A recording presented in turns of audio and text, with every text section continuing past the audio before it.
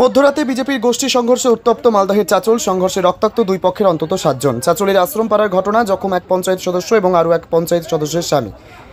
ঘটনায় বেশ কয়েকজনকে আটক করেছে পুলিশ। বাড়তি পুলিশ বাহিনী পরিস্থিতি নিয়ন্ত্রণে আনে। বিজেপির দুই পক্ষের এমন সংঘর্ষে ঘটনায় উত্তেজনা ছড়ায় মালদহের মহকুমা শহর চাচলে।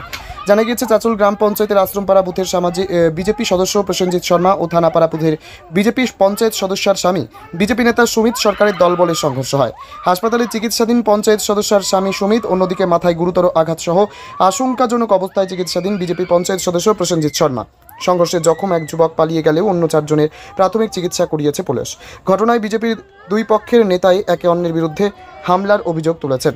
তৃণমূলের মদতে হামলার অভিযোগ করা হয়েছে, যদিও কি নিয়ে এই দুজনের মধ্যে বিবাদ বা সংঘর্ষ তা এখনও স্পষ্ট নয়।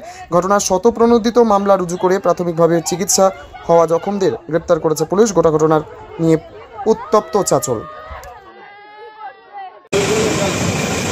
যদি তারা মারধর করলো আপনাকে, তৃণমূলের প্রস্তুত দুষ্কৃতী তারা আমার উপর হামলা করেছে।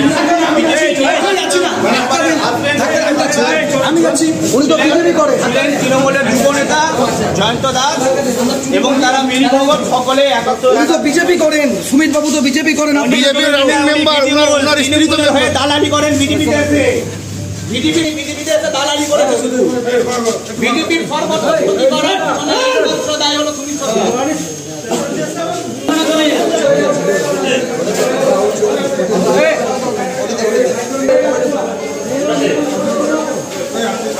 তৃণমূলের দালালির পয়সায় চলে সংসার তাদের।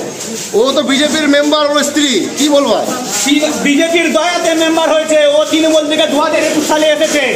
বিজেপিকে আক্রোশ না দলীয় কোনো আক্রান্ত, একদম পুরোপুরি দলীয়গতভাবে ষড়যন্ত্র বিজেপিকে ক্ষতি করার জন্য।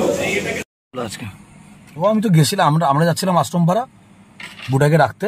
যখন আমি যাচ্ছিলাম তখন দেখলাম ওখানে 10-12 জন দাঁড়িয়ে আছে।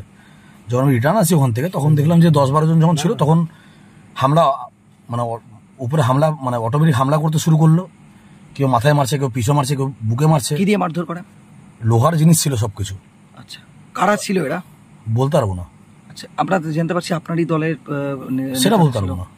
কিন্তু যখন মানে আমরা আসি তো তখন আমি ইনজোর্ড হয়ে গেছিলাম। আচ্ছা, এটা কি পরিকল্পিত? বলতে পারবো না সেটা। কি অবস্থা এখন আপনার? তো মাথায় ফাথায় লেগেছে, হয়তো হাতে পাতে লেগেছে, এগুলোই। আচ্ছা।